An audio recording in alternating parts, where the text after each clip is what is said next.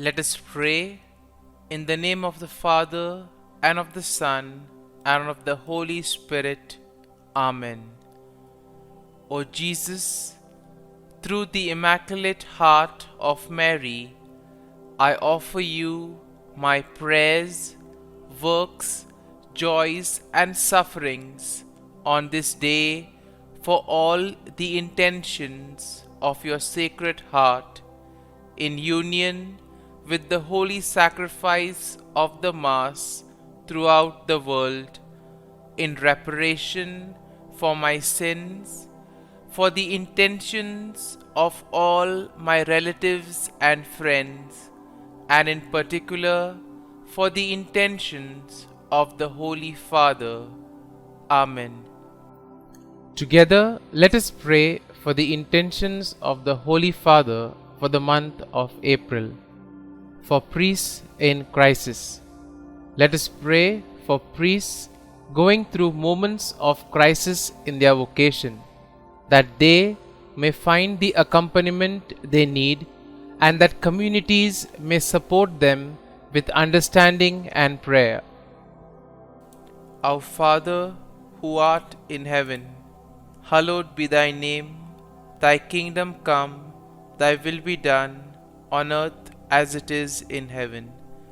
Give us this day our daily bread, and forgive us our trespasses, as we forgive those who trespass against us. And lead us not into temptation, but deliver us from evil. Amen. Hail Mary, full of grace, the Lord is with you. Blessed are you amongst women, and blessed is the fruit of thy womb, Jesus. Holy Mary, Mother of God, pray for us sinners, now and at the hour of our death. Amen. Glory be to the Father, and to the Son, and to the Holy Spirit, as it was in the beginning, is now, and ever shall be, world without end. Amen. My dear friends, the Word of God welcomes us this morning. And as we prepare ourselves to enter into this new day, as we prepare ourselves to spend this time with God, let us close our eyes at this moment and let us praise the Lord. Let us thank Him that He has woken us up this morning. He has given us good health. He has kept us in His love. Most importantly, we see that at every moment His gaze is upon us. He loves us. He protects us. He guides us. And for that, let us praise the Lord. Let us thank the Lord. In our life, we see that there are many moments wherein we do not recognize the presence of God in our lives. There are certain moments that we take for granted, and therefore it becomes difficult for us to recognize the graces and the blessings that we receive from the Lord. And therefore, as we begin today's morning offering, let us thank the Lord for all those blessings that He has given us. We begin by thanking God for the gift of life, for the various talents, for the various capabilities that He has given us. We also thank Him for the gift of our family members, friends, relatives, near and dear ones, and all those who play a very important role in our lives. We also continue to pray for all those who have been instrumental in shaping and molding us, and we ask the Lord to bless them abundantly and give them good health of mind and body. We also thank the Lord for giving us this new day, a day that may help us to complete some of the tasks that were left incomplete, or maybe today may give us an opportunity to reach out to others. Whatever we do today, let us ask the Lord to be part of it. Let us ask the Lord to guide us, to show us the way, so that whatever we do may indeed reveal His love, joy and mercy to the world. At the same time, let us also thank the Lord for the various opportunities that He has given us, opportunities to use our talents and abilities for the better good. Also, we thank Him for the experiences that we have had. We all remember and cherish the good experiences, but there have been also experiences that have been bitter, that have been difficult, but nonetheless these have been experiences that have taught us valuable lessons in life, and therefore we thank the Lord for these experiences as well. Finally, we also thank the Lord for always being there with us, guiding us, protecting us, and let us ask Him to do the same today, so that every step that we take, every word that we utter, and every action that we do may reveal and radiate the peace, joy and mercy of Christ to people around us. And therefore, my dear friends, let this day be a day of joy and blessings in the name of our Lord Jesus Christ. And therefore, today we shall reflect and meditate on Psalm 52. As usual, we shall have an overview of the psalm and then we shall go into its details.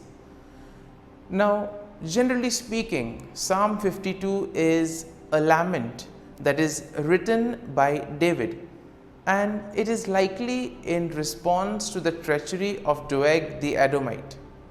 Now, we know that Doeg the Edomite had betrayed David to King Saul, and this psalm is divided into two main sections. So, the first section contains verses 1 to 5, and this will describe the wickedness of Doeg and his eventual downfall, while the second part of the psalm, the second section, which has verses 6 to 9, they offer a contrast between the wickedness of Doeg and the faithfulness of God. Similarly, we see that when we look at the psalm gives us a picture of what it is to be faithful and what it is to trust and place our faith in God.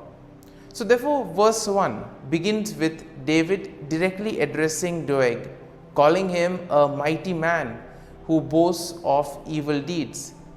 And then David asks why Doeg boasts of evil and warns him that God will eventually bring him down.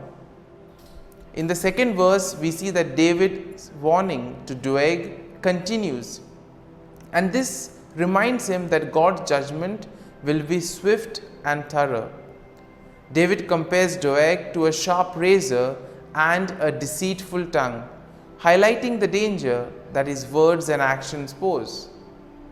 Moving on to verse 3, we see that the verse emphasizes the extent of evil that Doeg does, describing him as the one who loves evil more than good, and therefore lying more than speaking truth. Therefore, we see that Doeg has been one who has been lying a lot rather than speaking the truth and wanting to know the truth. And therefore, Doeg is warned by David that his love of evil will ultimately result in his destruction. And therefore, the following verse 4 also continues this same description that David does of Doeg's wickedness, comparing him to a devouring fire that consumes everything in its path. And therefore, David notes that Doeg has set himself against those who are righteous and warns that God will eventually cut him off. And therefore, this first section is concluded in verse 5, where we have David again warning that God will bring Doeg down. David notes that Doeg will be uprooted and driven away from the land of the living, and that the righteous will ultimately see his downfall. So therefore, this first part of the psalm is kind of a message of hope to most of us. We live in a world where we see so much of evil, where we see so much of corruption. We see so many things being done in the wrong manner. And sometimes we may ask, how is this permitted? How does this happen? And here, this first part of the psalm gives us hope, saying that eventually all those who do evil will have to face the consequences. They will be cut off from the Lord. And therefore, the first section of the psalm emphasizes that we need to do good. We need to focus on the truth, focus on righteousness. We now move to the second section of the psalm. And the second section shows us how David contrasts the wickedness of Doeg with the faithfulness of God.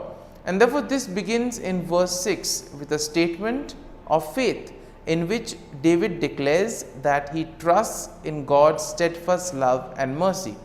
Now, verse 7 continues with David's description of God's faithfulness, noting that God will ultimately bring down those who trust in their own strength and wealth.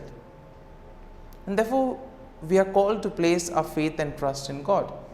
When we place our faith in ourselves or in the worldly things, ultimately they will lead to our downfall. And therefore, David compares the wicked to a green olive tree, which may flourish for a time, but will eventually wither and die. And therefore, nothing is permanent in today's world. Therefore, we need to place our faith and trust in the Lord, so that when the time comes, the Lord will take care of us. Verse 8 emphasizes this contrast between the wickedness of Doeg and the faithfulness of God, as David now declares that he will praise God forever for his steadfast love and justice. Now, David notes that he will wait for God to act, trusting that God will eventually bring down the evil and vindicate the righteous. And therefore, Psalm 9 will conclude this second section of the psalm. And the conclusion is nicely done with a statement of hope, as here David declares that he will continue to wait for God's salvation and that he will trust in God's name. David notes that God's name is a strong tower in which the righteous may take refuge, and that God will ultimately bring salvation to his people. And therefore, my dear friends, as we reflect on Psalm 52, there may be some kind of a thought or a statement that which eventually would have touched us. Therefore, let us remain with that thought, let us remain with that sentence or statement, and let us reflect on it and apply it to our lives so that it may take root in us.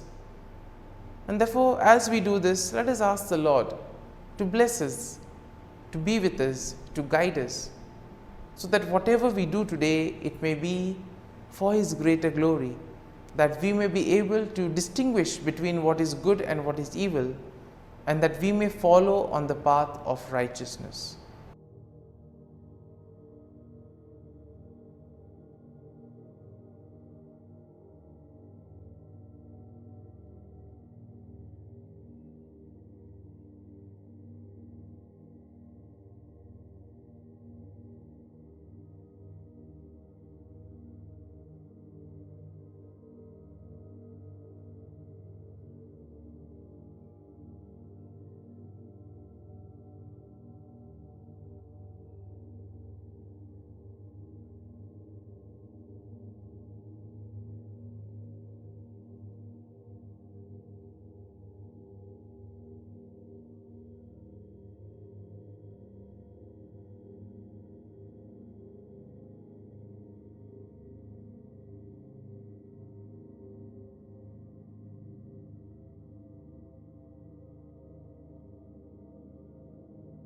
Prayer to Saint Michael the Archangel for protection.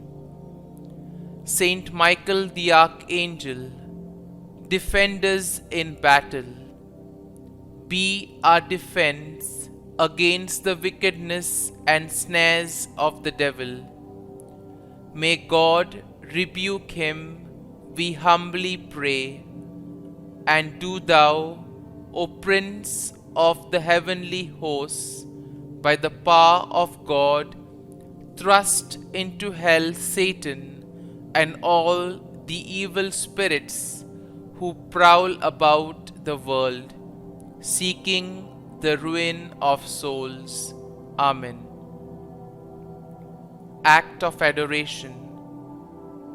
O Sacrament most holy, O Sacrament divine, all praise and all thanksgiving be every moment thine. Saint Gertrude Prayer for souls in purgatory.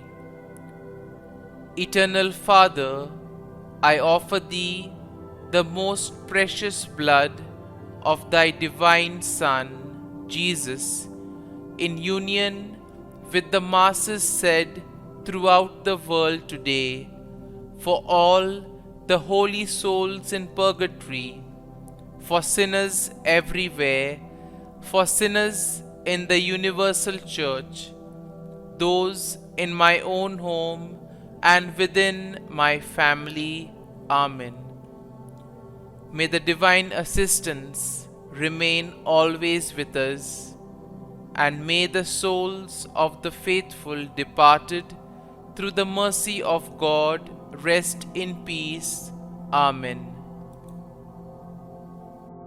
Glory be to the Father, and to the Son, and to the Holy Spirit, as it was in the beginning, is now, and ever shall be, world without end. Amen.